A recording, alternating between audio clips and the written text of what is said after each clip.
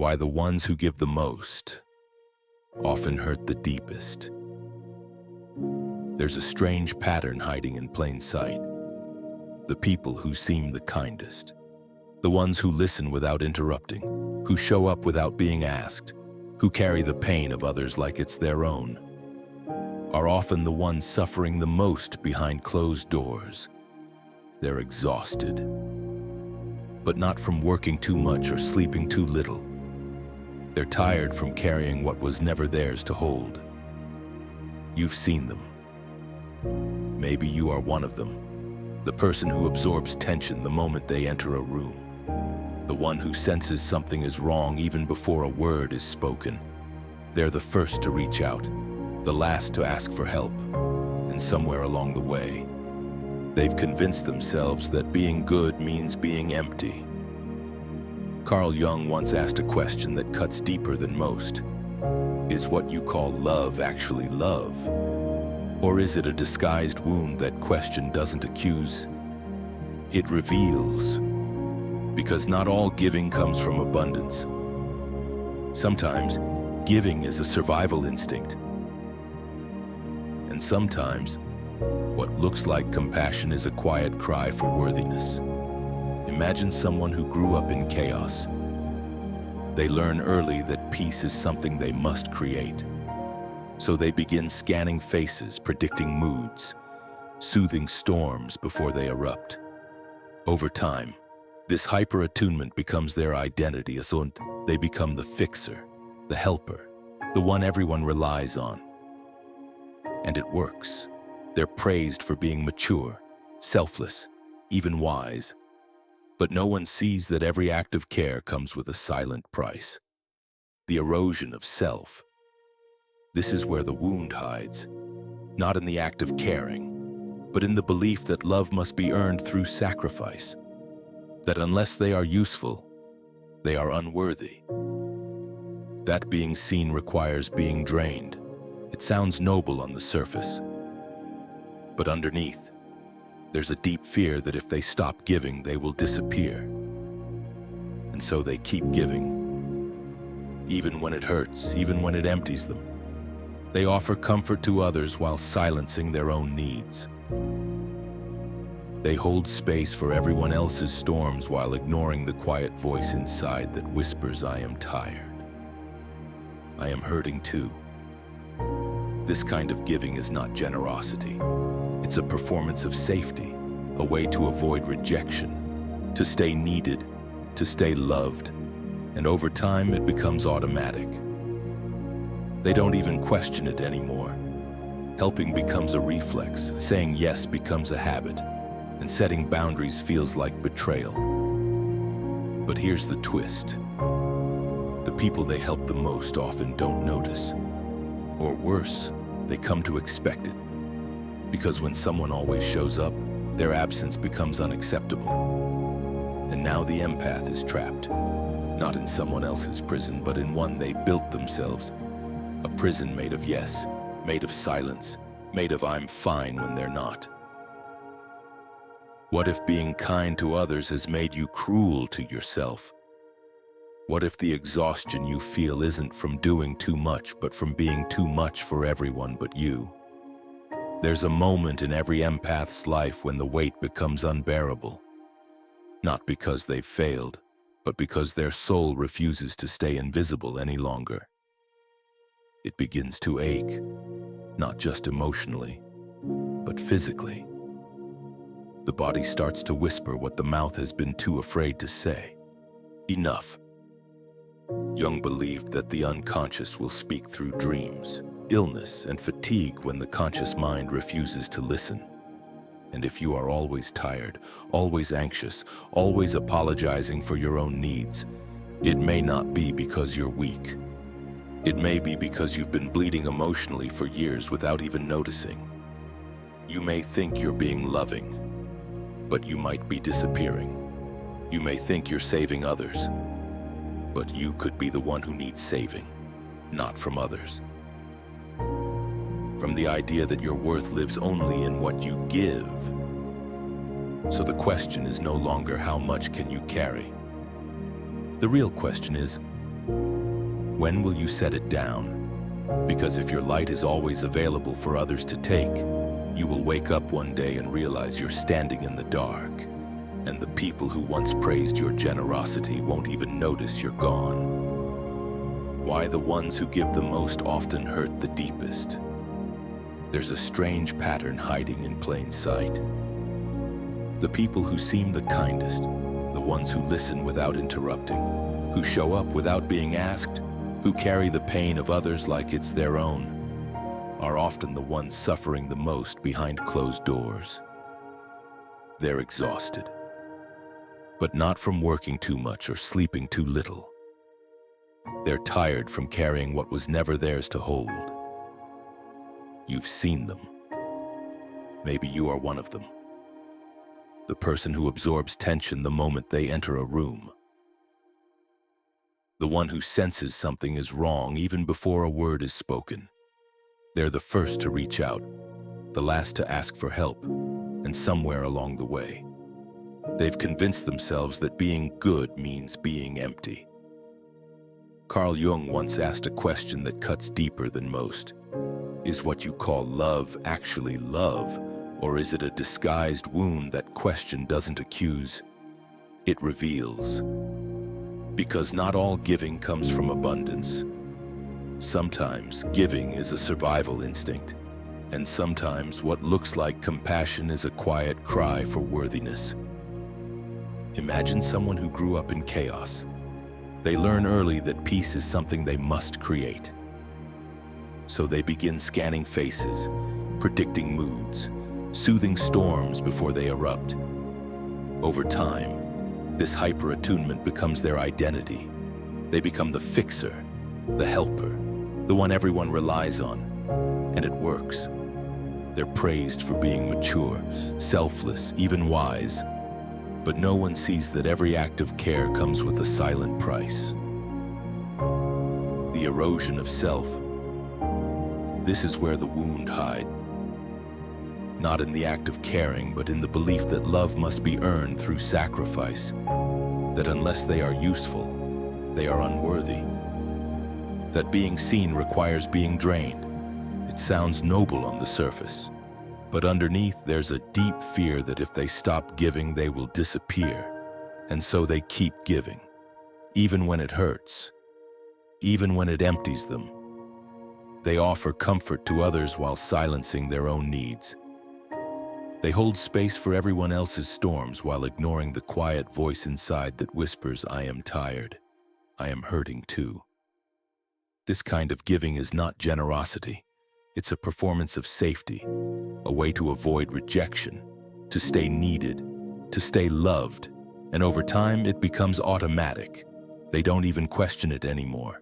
Helping becomes a reflex. Saying yes becomes a habit, and setting boundaries feels like betrayal. But here's the twist. The people they help the most often don't notice. Or worse, they come to expect it. Because when someone always shows up, their absence becomes unacceptable. And now the empath is trapped, not in someone else's prison, but in one they built themselves. A prison made of yes, made of silence, made of "I'm fine" when they're not. What if being kind to others has made you cruel to yourself? What if the exhaustion you feel isn't from doing too much, but from being too much for everyone but you? There's a moment in every empath's life when the weight becomes unbearable.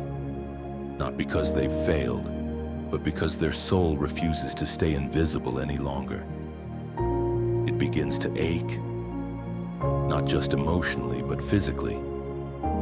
The body starts to whisper what the mouth has been too afraid to say. Enough. Jung believed that the unconscious will speak through dreams, illness, and fatigue when the conscious mind refuses to listen. And if you are always tired, always anxious, always apologizing for your own needs, it may not be because you're weak.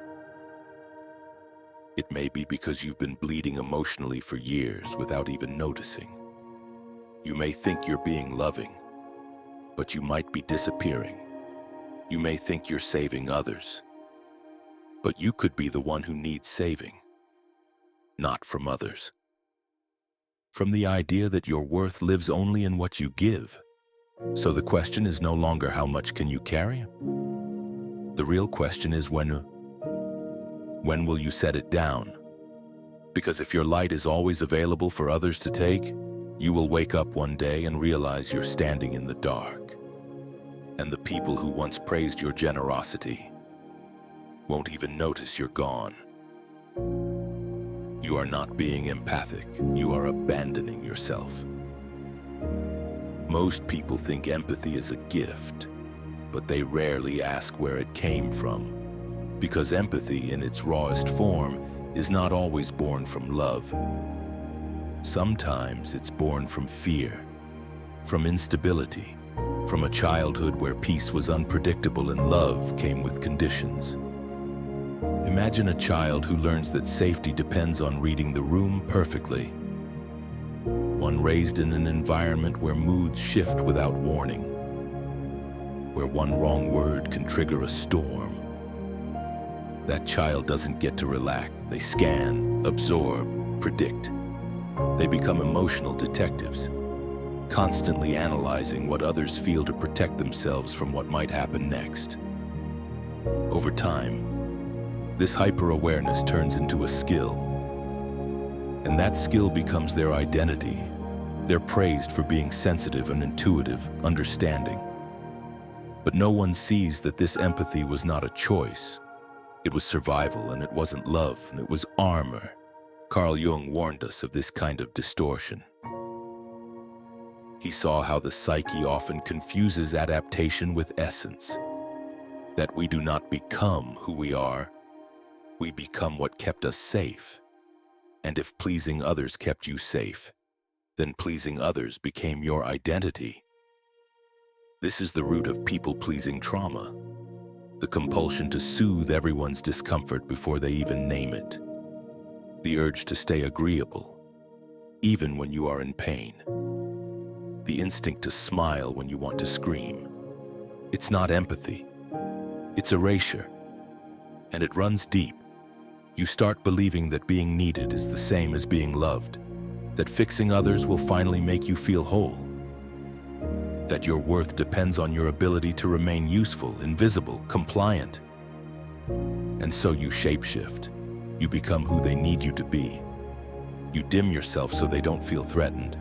You overextend so they never feel abandoned. But in the process, you leave yourself behind. Slowly, quietly, without realizing it. This is the identity trap Jung called the wounded healer. The one who devotes their life to healing others, not because they are whole, but because they are broken in a way they've never fully faced. Their care becomes compensation, their empathy becomes currency, and their love becomes labor.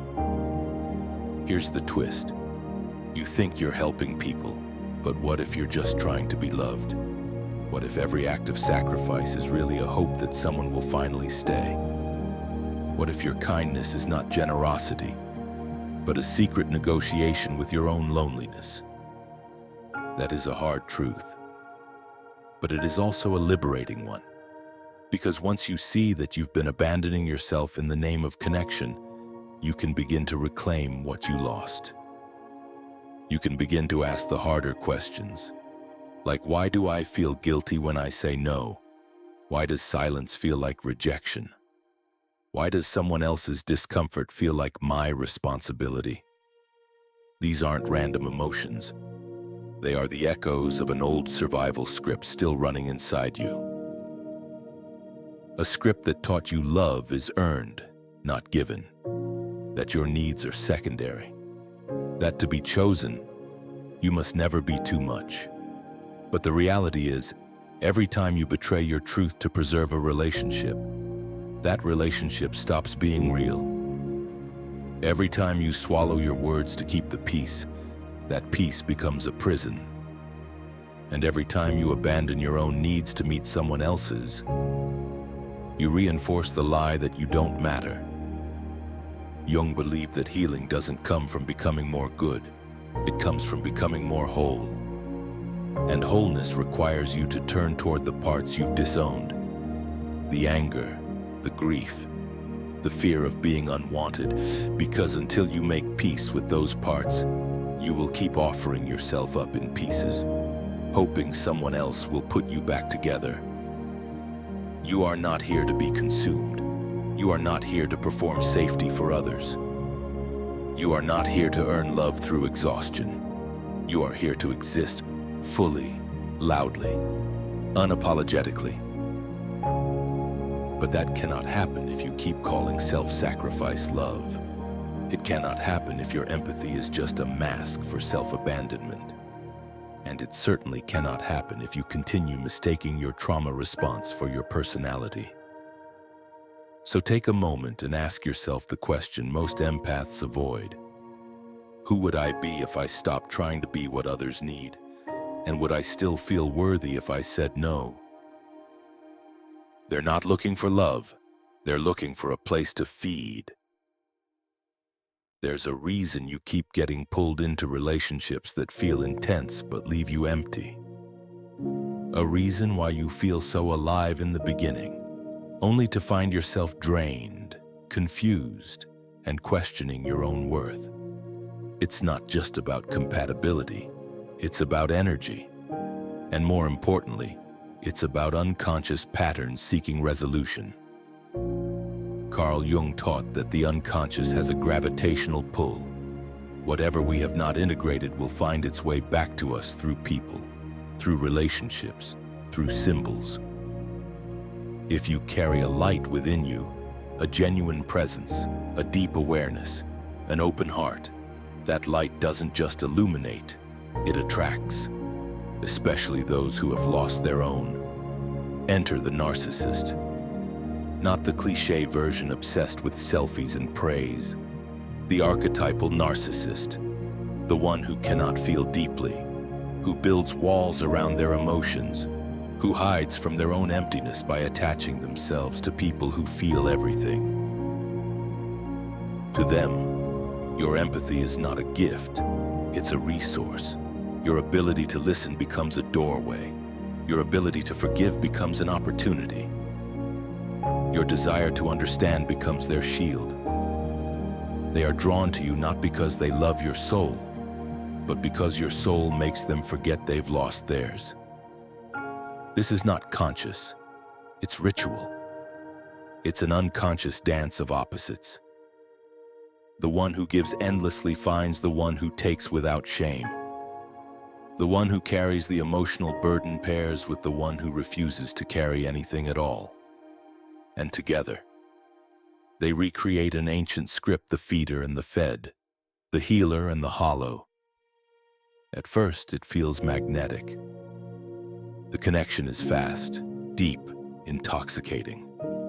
You feel needed, seen, special, but soon, your intuition starts to whisper. Something is off. You're doing all the emotional work. You're calming their storms, walking on eggshells, shrinking your needs to keep the peace. And every time you try to pull back, they reel you in with guilt, silence, or just enough affection to reset the trap. The empath believes they're helping, but what they're really doing is providing emotional nutrition to someone starving for self-connection. You become their mirror, and for a moment, they feel whole. But mirrors, by their nature, also reflect what we want to avoid. And so the resentment begins, not because you did something wrong, but because your presence reveals what they cannot face. Their emptiness, their fear, their lack of identity without your attention.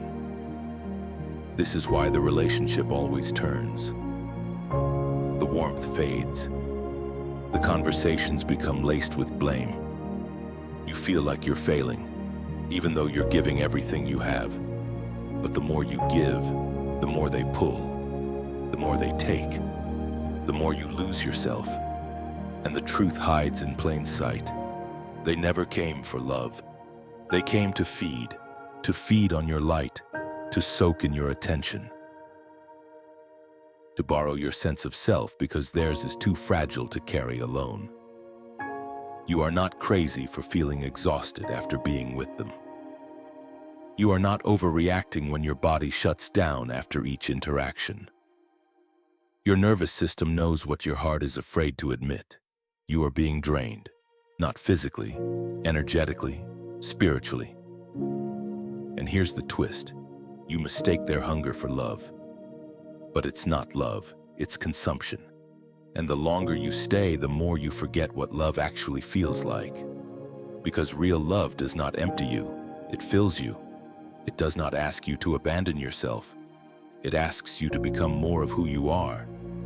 But if you've grown up equating love with sacrifice, then being drained feels normal, familiar, even romantic. This is how the empath becomes addicted to intensity, to the highs and lows, to the temporary validation of being needed. Even when that need is actually dependency, even when that dependency is devouring you from the inside out. Jung would say this is not your fault, but it is your pattern. And what is unconscious will keep repeating itself until it becomes conscious. Until you see clearly that this isn't destiny, it's design. A design shaped by wounds, by unmet needs, by forgotten boundaries. Once you understand that, the spell begins to break.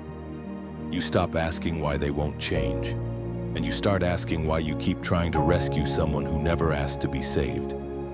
You stop analyzing their behavior, and you start noticing your silence, your exhaustion, your own slow disappearance. Because the moment you begin to recognize that love should not feel like a slow death is the moment you begin to reclaim your life. So ask yourself, what do they actually give you beyond the chaos, beyond the longing, beyond the moments of affection that feel more like permission to stay? What are you receiving and what are you losing? Because if the answer is your peace, your clarity, your identity, then it's time to stop calling it love. They are not looking for love. They are looking for supply, and you are not here to be a source. If you don't know how to say no, you will be consumed. There is a moment in every empath's life when silence feels safer than honesty, when avoiding conflict feels easier than facing abandonment, when keeping the peace means losing your voice. And it doesn't happen all at once. It happens quietly, gradually, each time you say yes when your soul is screaming no. The fear of saying no is not about politeness, it's about survival. Somewhere deep in your history, you learned that setting boundaries leads to punishment. Maybe you were told you were selfish. Maybe you were ignored when you asked for what you needed. Maybe love was withdrawn the moment you showed resistance. So you adapted. You smiled when you wanted to cry. You agreed when you were unsure. You stayed when everything inside you wanted to leave. This is the psychology of self-erasure, not because you are weak, but because you were taught that being loved requires disappearing. Empaths are not afraid of giving. They are afraid of being too much, too loud, too direct, too real. Because realness can lead to rejection, and rejection feels like death to the nervous system trained to equate connection with survival. But here's the cost. Every time you avoid expressing your truth to keep someone else comfortable, a part of you disappears. Every time you stay silent to avoid rocking the boat drifts further from your integrity. And eventually, you forget what your truth even sounds like. Carl Jung once warned that the unconscious does not care about your comfort. It seeks wholeness. And the unconscious of another person will always reach toward integration, even if it means feeding off your clarity. When you walk through the world unguarded, your energy becomes available to be claimed. Your silence becomes an invitation, and your boundaries, if invisible, will not be respected. Not because people are cruel, but because their unconscious needs will find any open door. You think you're being kind by not making waves. But that kindness without boundaries is not kindness, it's enablement. And when you don't protect your energy, the world will take it. You may think saying no is cruel, but what's truly cruel is abandoning your own truth to maintain a peace that only benefits others. At some point, you have to ask yourself who you are when no one needs you, who you are when you're not performing safety for others, who you are when you say no, and the person walks away. Because if your value crumbles in the absence of being needed, then what you're calling love is really survival. Boundaries are not walls. They are doors with locks. They are invitations with discernment. They are a declaration that your soul is sacred, and not everyone gets access to it. People often think that saying no is rejection, but it's not. It's redirection. It's self-respect. It's the recognition that your energy is not infinite, and that exhaustion is not a badge of honor. The truth is, most empaths are not tired from life. They're tired from leaking, from giving access to everyone all the time, without asking who's worthy of being let in. And eventually, that leak turns into a flood, until your own needs drown in the waters of people-pleasing. And when you're drowning, no one comes to save you, because you trained them to believe you never needed help. You trained them to expect your yes. You trained them to feel entitled to your time, your space, your care. But here's the twist. The moment you say no, everything changes. Some people will walk away, and some will get angry, and some will call you selfish. Let them. That is not a loss. That is a filter. Because the ones who truly care for you will not punish you for protecting yourself. They will not require your silence as proof of love. They will not demand your disappearance to validate their presence. Boundaries reveal the truth, not just about others, but about you, about the parts of you that still fear being alone, about the parts of you that believe saying no makes you unlovable, about the wounds still aching to be chosen, even at the cost of your self-worth. Jung believed that individuation, becoming your whole self, requires confrontation, not with others, but with your own patterns, your own fears, your own tendency to betray yourself to feel safe. And the most radical act of self-love is not another affirmation. It is the quiet, firm, unapologetic no. The no that ends cycles. The no that closes doors that only led to your depletion. The no that creates space for your true self to breathe again. So the question is not who will stay when you say yes. The real question is who remains when you finally say no. Because those are the ones who see you. And those are the relationships where your soul can rest. Not everyone who needs your light deserves to have it. Empaths are natural magnets for broken stories. They attract people who carry pain like a second skin. People who have been abandoned, misunderstood, unseen. And because the empath knows what that feels like, they rush in with open arms. They become the safe space, the healer, the one who stays. But here's the truth that cuts deeper than most are willing to admit. Just because someone is hurting doesn't mean they're ready to heal. And just because someone needs your light doesn't mean they know what to do with it. There are people who will tell you their whole history of suffering. They'll pour out their wounds like confessions, raw and honest. And in that moment, it feels like trust, like intimacy, like you've been chosen to witness their pain. But what you don't see right away is that some of them are not sharing to connect.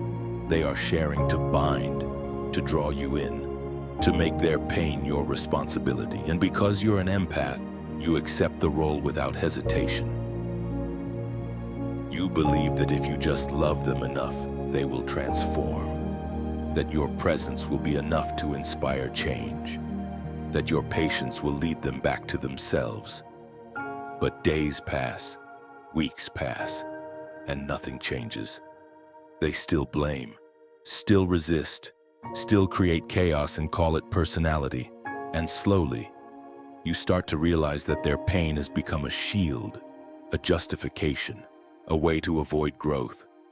Because why evolve when someone else is willing to carry the weight for you? Unlimited empathy becomes a doorway for emotional manipulation, not always intentional, but effective. You become the container for someone else's unprocessed trauma. And if you're not careful, their story becomes your script. Their wounds become your work.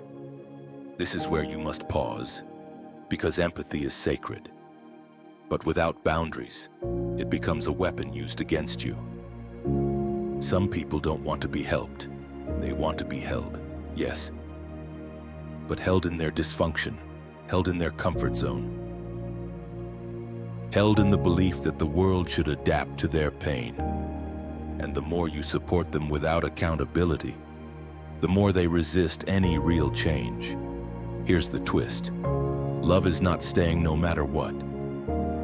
Love is not sacrificing yourself to prove you care. Love, at its highest form, sometimes says, I will not abandon myself for you.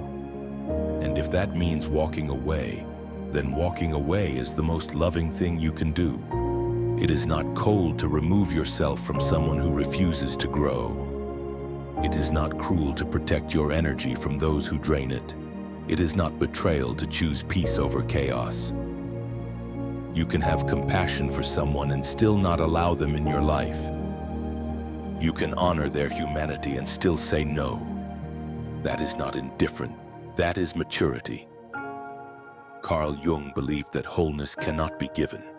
It must be chosen. And if someone is not choosing it for themselves, no amount of your love will create it for them. So ask yourself honestly, are you helping them heal, or are you helping them avoid responsibility? Are you offering support, or are you being used as an emotional crutch? Because there is a difference between being a light and being a battery. One shines independently. The other is drained until it dies. You were not born to be a permanent life raft for people who refuse to swim. Your empathy is not meant to be exploited.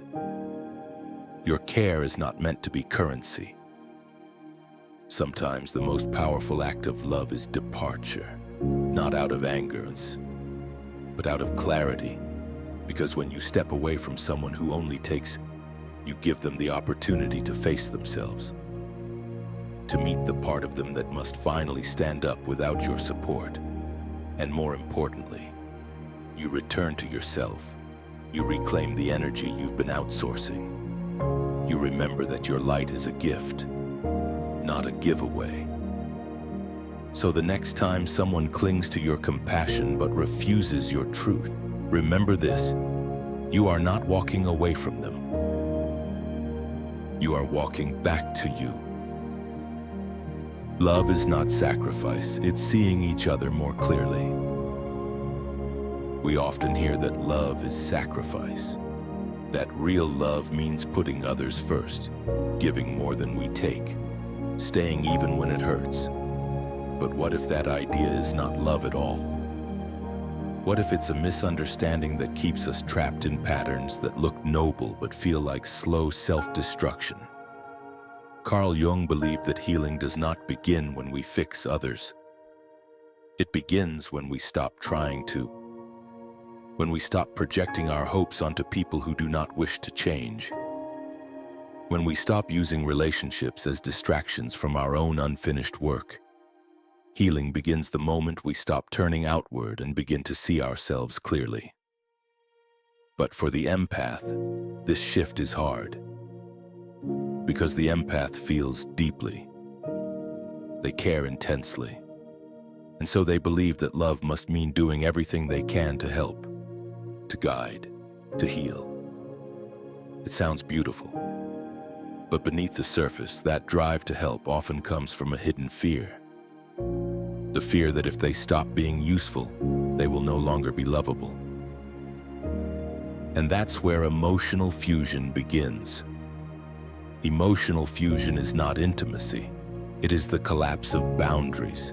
It is when your happiness depends entirely on someone else's mood, when their chaos becomes your responsibility, when you feel anxious if they withdraw, guilty if they struggle, and ashamed if you assert your needs. It is not connection, it is enmeshment. In emotional fusion, love becomes control disguised as compassion. The empath tries to fix everything, not because they believe in the other person's potential, but because they cannot bear to sit with helplessness. They do not rescue others for the sake of others. They rescue because their sense of worth is tied to being needed. And yet, true love doesn't ask you to dissolve. It asks you to stand. Jung called this process individuation. The lifelong journey of becoming your full self, of owning your feelings, your values, your contradictions, of integrating the parts you hide, deny, or disown, of becoming whole, not through someone else, but within yourself. Individuation requires separation. It requires that you see the other person as a separate being, with their own path, their own timing, their own pain. It asks you to stop interfering in their process, no matter how much you want to help. This is why love is not sacrifice. Love does not demand you carry someone else's emotional load. Love does not ask you to abandon your truth to keep the relationship alive. If it does, it's not love, it's dependency. The hard truth is many people do not want to be seen clearly. They want to be admired, obeyed, or needed. But love that is built on illusions will collapse under the weight of truth. And love that requires blindness is not worth keeping. True love is clarity. It is the willingness to see the other person fully, their beauty, their wounds, their resistance, their fears, without needing to fix or rescue them. Or it is the willingness to be seen in return, raw, imperfect, evolving, without shame. And when both people do that, something powerful happens. You stop needing to carry each other. You begin to walk side by side, not fused, not entangled, but free. The empath must remember you are not here to complete others. You are here to complete yourself. Your love is a light, not a crutch. Your presence is sacred but not an obligation. And your boundaries are not barriers to connection. They are the foundation of trust. Because when you honor your limits, you teach others to honor theirs. When you speak your truth, you give others permission to speak theirs. And when you stop rescuing, you allow growth to happen. So ask yourself, are you truly in love? Or are you in fusion? Are you showing up as your whole self? Or are you disappearing to maintain harmony? Are you walking the path of individuation? Or are you standing still so someone else doesn't feel alone? Jung taught that love begins where control ends. And control often wears the mask of kindness. But love is not a mask. It is a mirror that reflects who you are and who you are becoming. And that mirror only works when you stop distorting your reflection to be chosen. Love is not sacrifice. It is vision. It is the courage to see without rescuing, to stand without shrinking, to give without losing yourself. Because the greatest love you can offer the world is not your suffering, it is your wholeness. When you return to yourself, they can no longer feed on your energy. There comes a quiet shift in the life of an empath. It doesn't happen in one dramatic moment. It happens softly, after enough nights crying alone, after enough mornings waking up tired before the day begins, after enough relationships where they gave everything and still felt like it was never enough. One day, the empath stops trying to be understood and starts listening to their own silence. That is when the awakening begins. This awakening isn't loud.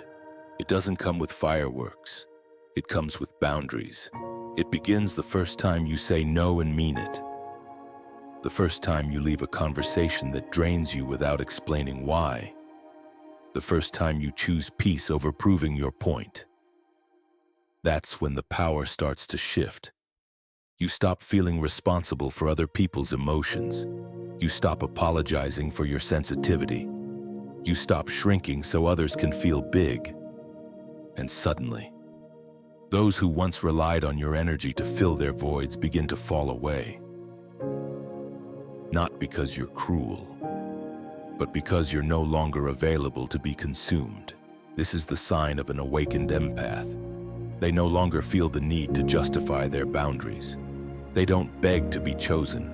They don't make themselves small so love can fit inside someone else's limitations. They have learned that empathy without direction is just self-sacrifice in disguise. And they no longer confuse being drained with being loved. The world doesn't know what to do with an empath who's no longer bleeding. Because most people have only known empaths who overgive, over-explain, and overextend. But the awakened empath moves differently. They do not chase. They do not convince. They do not wait around hoping someone will finally see their worth. They already know it. Carl Jung understood this as individuation, the process of returning to your true self. Not the self others shaped, not the version that adapts to survive, but the core self, the rooted self, the one who knows how to love without losing themselves in the process. And once you return to that self, something remarkable happens. You become immune to emotional vampirism. You no longer attract people who come to take, because you no longer leave the door wide open. You no longer feel guilty for protecting your energy. You understand now that your presence is powerful, and power must be stewarded, not surrendered. You start to see clearly. You notice who listens when you speak, who respects your space, who shows up even when you don't make it easy. And most importantly, you notice how your body feels around different people. Because the body always knows. The nervous system never lies. You become the guardian of your inner world, not out of fear, but out of reverence. You've been drained before. You've been hollowed out in the name of connection. And now, you are done leaking. This doesn't mean you stop caring. It means you care wisely. It means you know the difference between love and obligation, between connection and enmeshment, between support and self-abandonment. The awakened empath no longer lights themselves on fire to keep others warm. They no longer confuse chaos with chemistry. They know now that love without truth is just survival in disguise. They have stepped out of the role of the healer who bleeds and into the role of the soul who stands. And here is the deepest truth when you return to yourself. No one can feed on you anymore. Not because they've changed, but because you have. You no longer mistake their hunger for your responsibility. You no longer confuse their praise with real care. You see through the performance, and you no longer audition for love. You realize that your light is not a public service. It is a sacred flame, one that is meant to guide your own path, not burn for those who refuse to walk theirs. So the question is not who needs you. The question is who honors you when you stop needing to be needed. You were not born to be a torch for others to carry.